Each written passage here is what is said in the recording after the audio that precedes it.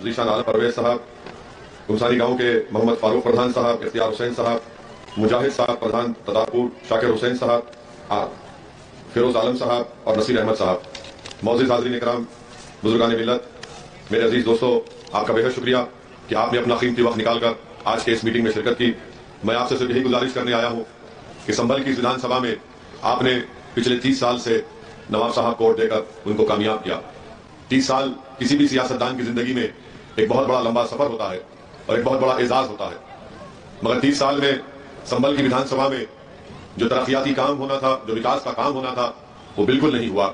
इस 30 साल के सफर में मैं आपको याद दिलाना चाहता हूं कि समाजवादी पार्टी की 2 मरतबा सरकार बनी, जिसमें मुलायम सिंह यादव साहब मुख्यमंत्री भी थे, उसके बाद उनके बेटे अखिलेश यादव भी मुख्यमंत्री बने।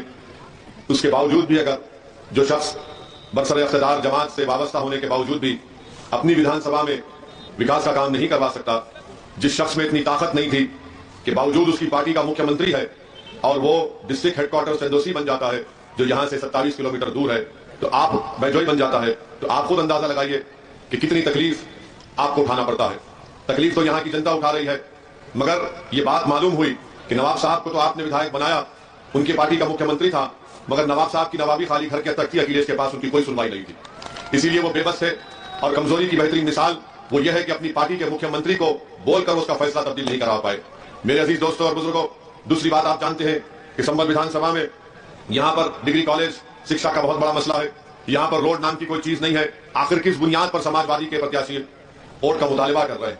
30 साल से आप वहां पर यहां से कामयाब हो गए, मगर आपने कुछ काम नहीं करवाया। आप सिर्फ इस बात पर इलेक्शन जीतते रहे कि कभी बीजेपी का डर दिखाया तो कभी डॉक्टर साहब से आपकी नफरत या फिर उनसे जो भी मामला था। आप कब तक इन चीजों को देखकर अपने वोट का इस्तेमाल करते रहेंगे? मैं आपसे गुजारिश करने आया हूं कि आप संभल में एक नई तारीख रकम करिए, संभल में विकास के लिए, संभल के बच्चों के तालीम के इंतजाम के लिए। संभल में यहां पर अस्पताल नहीं है, और अस्पताल का एक वीडियो मैं देखा हूं, शायद दिसंबर 2020 का था, कि अस्पताल में एक लाश को कुत्ता लोच कर खा रहा था। आप बताइए कैसे होगा ये आपको इन हालात को तब्दील करना है, आपको इन हालात को अपने हाथ में लेना है, और उसी वक्त होगा जब आप यहां से मजलिस इत्तेहादुल मुस्लिमीन के उम्मीदवार के हक में अपना वोट देकर उनको कामयाब करेंगे। संभल में अगर आप चाहते हैं कि रोड बने, संभल में आप चाहते हैं कि विकास का काम हो, तो इसलिए बहुत जरूरी है कि आप समाजवादी का साथ छोड़ें। समाजवादी के बस की बात नहीं है और ना बसपा की बस की बात है। बसपा को भी यहां पर हुकूमत करने का मौका मिला, क्या किया बहन मायावती ने? कुछ नहीं किया। और बार बार आकर सिर्फ बीजेपी का डर दिखाना कि बीजेपी आ जाएगी, बीजेपी आ जाएगी। अरे संभल में बीजेपी नहीं आ सकती, ना कभी आएगी इंशाअल्लाह ताला। उत्तर प्रदेश में भी अगर बीजेपी आई है तो क्या उसका जिम्मेदार ओवैसी है या अखिलेश की नाहेली है? अगर उत्तर प्रदेश में बीजेपी की सरकार है तो ये समाजवादियों की नाकामी है, उनकी बुज़दिली की वजह से, उनके मुखन्निस होने की वजह से यहां पर बीजेपी सरकार कर रही है। आप बताइए, संभल में 2 बच्चों को CAA के प्रोटेस्ट में गोली मारकर उनको शहीद कर दिया गया कि नवाब साहब उनके घर के करीब नजर आए। आज तक उन बच्चों को गोली मारी गई है, FIR तक इशू नहीं हुआ अभी तक। किसको वोट दे रहे हैं यहां? किसका साथ दे रहे हैं? मैं एक मिसाल दिखाता हूं आपको। मैं यहां आ रहा था, हम लोग बरेली से गाड़ी में यहां पर आ रहे थे, तो मेरे पास हैदराबाद से 2 लोग फोन कर रहे थे कि हमारी ठेले की मंडी को फुला मुकाम से ट्रैफिक के पुलिस वाले ने हटा दिया। मैंने कहा तुमने क्या किया? तो उसने कहा कि मंडी को मैंने नहीं हटाया। मैंने कहा तुमने क्यों नहीं हटाया? इसने कहा कि तुम मेरे MP हो, मैं यही कह रहा हूं, उससे तुम बात करो उस इंस्पेक्टर से। इसको बोलते हैं ताकत। एक मामूली गरीब ठेला मंडी वाला हैदराबाद में मुझे फोन करता कहता है कि बात करिए इंस्पेक्टर से, जरा बताइए उनको कि हम गरीब है, यहां पर कारोबार करना है। कौन सुनेगा फिर गरीबों की बात को? ये मिजाज मजलिस पैदा करती है। अगर अल्लाह ने चाहा आपके वोटों से यहां से मजलिस का उम्मीदवार कामयाब होगा तो वो नवाब बनकर नहीं रहेगा, आपका खादिम बनकर संभल की खिदमत करेगा इंशाअल्लाह ताला। ये मिजाज आपको पैदा करना है। ये मिजाज, ये एतमाद जब आप में पैदा हो जाएगा कि मेरा विधायक, मेरा सांसद, मेरा खादिम है। एक ठेला मंडी वाला फोन करके कह सकता है कि सदुद्दीन ओवैसी तुम बात करो और मुझे यहां से नहीं हटाया जाए। रात के अंधेरे में हमको फोन करते कि पुलिस हमारे बेटे को उठा लिए, बात करिए, हम बात करते हैं। कोविड के दौरान में मैं अच्छी तरह जानता हूं कि कोविड की पहली वेव में 1900 लोगों को मैंने खुद अस्पताल में बेड दिलाया था हैदराबाद में। दूसरी कोविड की वेव आई तो हमने 750 के करीब, 800 के करीब ऑक्सीजन सिलेंडर को मुफ्त आवाम में दिया। एक नहीं 10-10 मरतबा रिफिल कराई। ऑक्सीजन कॉन्सेंट्रेटर्स मैं बर्तानिया से मंगाया उसको, और जब मुझसे इम्तियाज जलील औरंगाबाद के MP ने कहा कि मुझे ऑक्सीजन सिलेंडर और ऑक्सीजन कॉन्सेंट्रेटर की जरूरत है, मैं औरंगाबाद को भी जाया। अख्तरुल ईमान ने कहा कि बिहार को भी जाइए, हमने बिहार को भी जाया। 30 साल से जिस शख्स को आप बिता रहे हैं, क्या काम कर? हाँ, उनकी इनफरादी शोहरत में, उनकी इनफरादी दौलत में, उनकी इनफरादी ताकत में इजाफा हुआ होगा, मगर बताइए संभल की जनता का क्या फायदा हुआ? संभल की जनता का कुछ फायदा नहीं हुआ। और सिर्फ वोट लेते हैं अपनी शख्सियत के लिए। मैं यहां पर आया हूं तो अपनी शख्सियत के लिए नहीं आया हूं। मैं अगर आया हूं तो आपके हक दिलाने के लिए आया हूं। मेरी शख्सियत, मेरा मुकाम, मेरी इज्जत कोई माने नहीं रखती गरीब आवाम के सामने। मैं मिटने के लिए, अपने आप को खत्म करने के लिए आया हूं। इसीलिए तुम पर गाड़ी पर गोलियां चलाई जाती है ना, हम पर गोलियां चलाई जाती है, दलदों पर नहीं चलाई जाती, क्योंकि उनको मालूम ये गुलाम है उनके। हमारी जबान को दबाने के लिए गोलियां चलाई जाती है। अरे जो गूंगे हैं उन पर कोई गोली नहीं चलाता, मर्दों पर गोली चलाई जाती, कमजोरों पर नहीं चलाया जाता, गुलामों पर। इसीलिए मैं आपसे अपील कर रहा हूं कि मेरी बात को समझिए। संभल में अगर आप चाहते हैं कि तरक्की हो, संभल में अगर आप चाहते हैं कि आपके दरमियान में आपका वोट जिसको आप कामयाब करें वो आपके दरमियान में रहे, तो आप यहां से मजलिस के उम्मीदवार को कामयाब करिए। कौन सा काम यहां पर हो रहा है? संभल की विधानसभा में खाली एक ही आदमी का फायदा हो रहा है, वो नवाब साहब का। उनका कोल्ड स्टोरेज और सीमेंट बनाने का काम दौड़ रहा है आसमान पर, और गरीब कमजोर से कमजोर होता जा रहा है। मैं आप तमाम से ही गुजारिश करने आया हूं और आपको बता रहा हूं, समाजवादी पार्टी का असेंबली में क्या नवाब साहब उठाए बच्चों की जो मौत हुई, बिलाल पाशा की मौत हुई, फायरिंग में क्या नवाब साहब उठाए असेंबली में? क्या इनके पास ताकत थी कि योगी की आंखों में आंखें डालकर कहा जाए कि मेरे विधानसभा के बच्चों को गोली मारकर कत्ल कर दिया गया, उनके घर से उनकी औलाद को महरूम कर दिया गया? नहीं बोलेंगे, क्योंकि मामला है। योगी को बोलेंगे तो बुलडोजर भी ला देगा उनके पास। तो वो बोले कि खैरियत यही है कि मेरा बच्चा नहीं मरा, उसका मरा, मुझे क्या करना, मेरा बच्चा अच्छा है, मुझे काफी है। जब तक ये मिजाज रहेगा कुछ काम नहीं होगा। मुझे भी अल्लाह ने औलाद दी है कि मगर मेरा मामला ये कि जो लोग मुझे वोट डालते उनकी औलाद का तहफ्फुज़ हो, उनकी बेटियों का तहफ्फुज़ हो, तभी तो कामयाब विधायक और सांसद बनता है। आज हर चीज लगती है कि नहीं बस मेरा मेरा फायदा। और माशाल्लाह से ऐसे लोग हैं कि अल्लाह ने इतना दिया मगर इनका गारत का गला भरता नहीं है, डाले जा रहे भरता नहीं है इनका गारत का गला। मेरे अजीज दोस्तों और बुजुर्गों, मैं आपसे अपील करने आया हूं कि आप 14 तारीख के दिन अपना एक वोट मजलिस के उम्मीदवार के हक में इस्तेमाल करें। ये जगह का नाम गुमसानी है ना, गुमसानी है ना। अब आपसे अपील कर रहा हूं, ये तमाम को गुमनाम कर दो आप इंशाअल्लाह ताला। ये गुमसानी की आवाम की मेरी आपसे अपील है कि आपका नारा होना चाहिए कि गुमसानी का नारा 14 को सबको गुमनाम करेंगे और मुशीर को कामयाब करेंगे इंशाअल्लाह ताला। मेरे अजीज दोस्तों और बुजुर्गों, ये समाजवादी पार्टी, पूछिए इनसे, ट्रिपल तलाक का जब कानून लाया गया 3 मरतबा पार्लियामेंट में आया, समाजवादी पार्टी के एमपीज की तकारीर उठाकर देख लो आप। ट्रिपल तलाक का कानून है और अखिलेश बात करे मैंने रोड बना यूपी में, मैंने रोड बना यूपी में। अरे कानून ट्रिपल तलाक का है, ये बोल रहे मैंने हाईवे बनाया, मैंने प्लेन उतारा। अरे बोलने लफ्ज़ मुसलमान का नाम लेने से डरते अखिलेश। तुमने कब सुना था अल्पसंख्यक समाज मुसलमान का नाम अखिलेश की जबान से? नहीं सुना किसी ने, डरते नहीं, अगर बोलेंगे तो वोट नहीं मिलेगा। अरे आपके लिए वोट है ही नहीं हमारे सिवा, आपने हमको कैदी बनाकर रख दिया, आपने हमको बीजेपी का डर दिखाकर हमको कैदी बनाकर रख दिया। मगर सुनो अखिलेश यादव, अब वो मामला नहीं रहेगा, अब वो पुरानी पूरी बातें खत्म हो जाएंगी। ना सिर्फ संभल बल्कि इंशाअल्लाह उत्तर प्रदेश में मजलिस इत्तेहादुल मुस्लिमीन एक नई तारीख लिखेगी इंशाअल्लाह ताला। ये गुलामी और कैदी की सब बातें खत्म, अब हिस्सेदारी की लड़ाई होगी, हिस्सा लेना पड़ेगा आपको, और बगैर हिस्सा लिए हम खामोश नहीं बैठेंगे। आपको मैं बताना चाहूंगा, हाँ जिंदा, आप भी जिंदा, मैं भी जिंदा, हम जिंदा ही रहेंगे इंशाअल्लाह, फिक्र मत करो। जब तक हम जिंदा है दुनिया जिंदा, हम नहीं तो दुनिया भी नहीं, वो मुतमईन रहो। मेरे अजीज दोस्तों और बुजुर्गों, पार्लियामेंट में यूएपीए का कानून आया। वो कानून ये कहता है कि दिल्ली में बैठा हुआ एनआईए का इंस्पेक्टर आपके गांव के किसी भी बच्चे को टेररिस्ट घोषित कर सकता। क्या अखिलेश यादव तुम तारीफ नहीं किया उस कानून की? क्या कांग्रेस ने तारीफ नहीं की अमित शाह के अमेंडमेंट बिल की? हम पर उंगलियां उठाते पार्लियामेंट में खड़े होकर मैंने पूरे संविधान को सामने रखकर दलाइल दिया, कहा कि कानून गलत है, यह कानून गलत है, इस कानून का इस्तेमाल मुसलमान, दलित, आदिवासियों पर होगा। आज भारत की जेलों में उसी कानून के तहत बच्चों की जिंदगी को बर्बाद करके रख दिया गया। अखिलेश यादव ने तारीफ की, बताओ नवाब तुम्हारी जबान खुली? क्या तुम बोले कानून गलत है भैया मत तारीफ करो? तुम नहीं बोल सकते क्योंकि तुम्हारे घर तक आफत नहीं आएगी, ना गरीब के घर पर आफत आएगी, नौजवानों की जिंदगी बर्बाद हो जाएगी।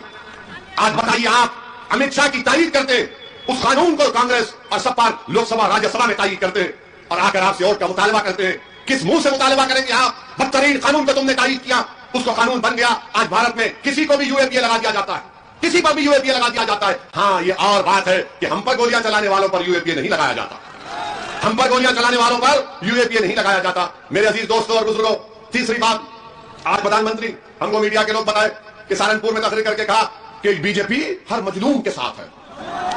प्रधानमंत्री जी वो मजलूम है, मजलूम नहीं है। और कहा कि हमने ट्रिपल तलाक का कानून बनाया, मुस्लिम महिलाओं को हमने मदद की। प्रधानमंत्री जी आपको कब से मालूम हो गया कि मुस्लिम महिलाओं को ट्रिपल तलाक का कानून बनाने से फायदा हुआ? ट्रिपल तलाक का कानून अगर बीजेपी ने बनाया तो मुसलमान औरतों को बर्बाद करने के लिए बनाया। हम बता रहे हैं आपको, ट्रिपल तलाक अगर कोई बोलता है वो गुनाह है, बेवकूफ है, पागल है। मगर प्रधानमंत्री जो कानून बनाया, अब सहारनपुर में खड़े होकर कह रहे कि मैं अपनी मुस्लिम बहनों की मदद के लिए बनाया। प्रधानमंत्री जी हरिद्वार में मुस्लिम बहनों के ताल्लुक से वो जो तमाम महाशय जमा होकर कह रहे थे कि इनका नरसंहार कर दो, जेनोसाइड कर दो, जब आप कुछ नहीं बोले, जब कहा गया कि भारत की फौज को इस्तेमाल करके इतने लाख अल्पसंख्यक समाज के लोगों को खत्म कर दो, आप कुछ नहीं बोले। जब हमारी गर्दन की कीमत लगाई जा रही थी, आप कुछ नहीं बोले। प्रयागराज इलाहाबाद में गालियां दी गई मुस्लिम महिलाओं को, आप कुछ नहीं बोले। बुल्ली डील, सुल्ली डील, हमारे बच्चों की नीलामी हुई, प्रधानमंत्री नहीं बोले। प्रधानमंत्री आपको मोहब्बत किससे है बताओ? आपको मोहब्बत मुस्लिम महिलाओं से नहीं है, आपको मोहब्बत अपनी आरएसएस की आइडियोलॉजी से, आपको मोहब्बत अपनी आरएसएस की आइडियोलॉजी से। और आपको देखकर आपसे मुकाबला करने के लिए अखिलेश भी अपनी जबान को खामोश कर लेते, कुछ नहीं बोलते। मुकाबला क्या हो रहा है कि मोदी से बड़ा कौन है? अरे मोदी से मुकाबला करना है तो भारत के संविधान को इस्तेमाल करो, मोदी से मुकाबला करना है तो भारत के इंडियन नेशनलिज्म को सामने रखो। मगर नहीं, प्रधानमंत्री तो आज सहारनपुर में बोल दिए, प्रधानमंत्री इसका जवाब दीजिए। जो प्रयागराज इलाहाबाद में संसद हुआ, जो हरिद्वार में हुआ, आप कोई मुंह नहीं खोलते। अच्छा, प्रधानमंत्री को मुस्लिम महिलाओं से इतनी मोहब्बत है कि एक मुस्लिम बच्ची हिजाब पहनकर कॉलेज में जाती है तो उसको गुंडे घेर लेते, मगर मेरा प्रधानमंत्री कुछ नहीं बोलेगा उन लोगों को, क्योंकि उनके गले में किस्म की शाल थी। प्रधानमंत्री ने देखा कि हिजाब और निकाब और वो शाल, तो प्रधानमंत्री बोले बेटा खामोश हो जाओ, कुछ मत बोलो। बच्चियों के बारे में प्रधानमंत्री नहीं बोलते। जो बच्चियां हिजाब निकाब पहनकर पढ़ना चाहती है, प्रधानमंत्री अपनी जबान को खामोश कर लेते। क्यों नहीं बोलते प्रधानमंत्री? जब देश के मुसलमानों से इतनी आपको मोहब्बत है तो बच्चियों के बारे में बोलो, जो देश को ताकतवर बनाना चाहती है, जो देश का नाम रोशन करना चाहती है, मगर अपने लिबास के साथ, हिजाब के साथ, निकाब के साथ, मगर प्रधानमंत्री कुछ नहीं बोलते। प्रधानमंत्री दावा करते ट्रिपल तलाक का। आपको मालूम कानून क्या है ट्रिपल तलाक का? इनकी मोहब्बत मुस्लिम मुसलमानों से निकाले। अगर ट्रिपल तलाक कानून में किसी को कोर्ट सजा देता है तो 2 साल, और अगर कोई गैर मुस्लिम को किसी और कानून में, उसी तरह के कानून में कोर्ट सजा देता है तो 1 साल। प्रधानमंत्री 2 साल, हमको 1 साल, किसी और को, कौन सा इक्वालिटी है? ये कौन सा इक्वालिटी बताओ आप? आपका आपको कोई मोहब्बत नहीं है। और प्रधानमंत्री याद रखो, अगर मुस्लिम महिलाओं से मोहब्बत है तो मैं चैलेंज कर रहा हूं आपको, जकिया जाफरी को अपने घर में बुला कर मिलो, मैं मानूंगा तुम्हारी मोहब्बत को। बुला जकिया जाफरी को अपने घर में। आप मुख्यमंत्री थे तो बीजेपी के लोग बोलेंगे, मीडिया में भी इनके लोग बैठे बोलेंगे ये पुरानी बातों को निकाल रहा है, पुरानी बातों को निकालेंगे। अल्लाह ने हमको दिमाग दिया है, हम भूलते नहीं है, ना भूलेंगे इंशाअल्लाह ताला, मगर देश के प्रधानमंत्री जो भूल जाते हैं उनको बार बार याद दिलाना पड़ता है। याद दिलाने के लिए बोल रहे हैं। और फिर दूसरी बात, ट्रिपल तलाक का कानून प्रधानमंत्री आज बोले, वो इसमें क्या है कि अगर किसी को कोई एक बेवकूफ किस्म का, गधा किस्म का इंसान अगर अपनी बीवी को 3 बार बोल दिया तो कानून ये कहता है इस पर केस बुक कर दो। और कानून ये बनाए, ये कहते हैं कि शादी भी नहीं टूटेगी। जब शादी नहीं टूटेगी, गुनाह नहीं हुआ तो एफआईआर किस बात का? प्रधानमंत्री बोले नहीं, मैं बोल रहा हूं, मैं बादशाह सलामत हूं। कानून बन गया। अब आप ये बताओ, अगर कोर्ट उसको सजा दे दिया तो 2 साल तक उस बेचारी हमारी बेटी की शादी नहीं टूटेगी, शादी नहीं कर सकती वो शादी में। तो 2 साल के बाद जब वो जेल से निकलेगा तो प्रधानमंत्री हमारी बेटी को बोल रहे कि बेटा मैंने तेरे लिए इतना बड़ा कानून बनाया, ऐसा बनाया कि तू एक बैंड बाजा पार्टी लेकर जेल के सामने ठहर जा, जब तेरा पति निकलेगा तो तुम बाजे वाले को बोलना बजाओ बहाओ फूल बरसाओ मेरा महबूब आया। क्या बात है बताइए आप कि 2 साल वो गधा पागल जेल में रहेगा और ये बच्ची की शादी नहीं टूटेगी? ये कौन सा? अच्छा, कोर्ट में उस बच्ची को बताना पड़ेगा प्रधानमंत्री कि हाँ इसने कहा था। प्रधानमंत्री कौन करेगा उस गरीब औरत के साथ? हमने क्या कहा था? हमने कहा था कि मुसलमान इस्लाम में शादी एक कॉन्ट्रैक्ट है, कॉन्ट्रैक्ट में महर के पैसे लिख दो आप, और उसमें कहो अगर कोई ट्रिपल तलाक कहता है तो महर के पैसे 25 या 100 गुना इजाफा करो, 100 गुना इजाफा करो, मिल जाते। कॉन्ट्रैक्ट का वायलेशन होता, मगर प्रधानमंत्री समझते नहीं। प्रधानमंत्री बादशाह सलामत बने हुए, बादशाह सलामत बोले हो गया। प्रधानमंत्री आपकी गलत पॉलिसियों से हर समाज, पूरा देश परेशान है, कोई खुश नहीं है आपसे। उत्तर प्रदेश में तो इंशाल्लाह बाबा जाएंगे, मुझे यकीन है, मगर बाबा जाएंगे तो अगर आप समझ रहे कि समाजवादी बसपा इनको हरा पाएगी, नहीं हरा पाएगी। अगर आप भागीदारी परिवर्तन मोर्चा का साथ देंगे तो यकीनन इंशाअल्लाह ताला बीजेपी की शिकस्त होगी, बीजेपी को सत्ता नहीं मिलेगी, एक नई तब्दीली उत्तर प्रदेश में पैदा होगी। इसीलिए हम आपसे अपील करने आए कि अपने वोट का सही इस्तेमाल करिए, अपने वोट को जाय होने मत दीजिए, ना संभल में ना उत्तर प्रदेश में। ये आपकी हिस्सेदारी की लड़ाई है, ये आपकी लड़ाई है। अगर आप आज खामोश हो जाएंगे तो 5 साल के बाद जो 15 और 16 साल की लड़कियां और लड़के हैं वो आपसे पूछेंगे हम 20 साल के हो गए, बताओ ये नाइंसाफी क्या है, तो क्या जवाब देंगे? मैं आपसे अपील कर रहा हूं, सदुद्दीन ओवैसी के चेहरे को देखो आप, अगर मेरे चेहरे में आपको अपना बेटा नजर आता है, अपना चाचा नजर आता है तो खुदा के लिए उस पर गौर करो। मैं डरने वाला नहीं हूं, मुझे मालूम कि मेरी जिंदगी को खतरा है, मगर मेरा टूट ईमान है कि खतरे लाख होंगे, जब तक रब्बे करीम नहीं चाहेगा मेरी जिंदगी का समाप्त नहीं होगा इंशाअल्लाह ताला।